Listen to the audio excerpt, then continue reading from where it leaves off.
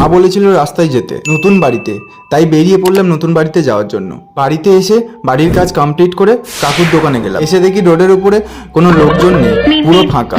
পুচকিকে দেখে আদর না করে কি থাকতে পারি, তাই ওকে একটু ভালো করে আদর করে নিলাম। আজ তেমন কাজ ছিল না, তাই গিটারের সাথে একটু সময় কাটিয়ে বাড়ি চলে গেলাম। এই যে আমার গিটার। তোমরা কারা কারা গিটার বাজাতে জানো আমাকে কমেন্ট করে জানাও। তারপরে বাড়ি চলে গিয়ে মা রান্না করেছিল, খেয়ে নিলাম। থেকে উঠে ভাইদের কাছে চলে এলাম, ওদের সাথে চলে গেলাম ইটের ভাটায়। অনেকদিন যাওয়া হয় না।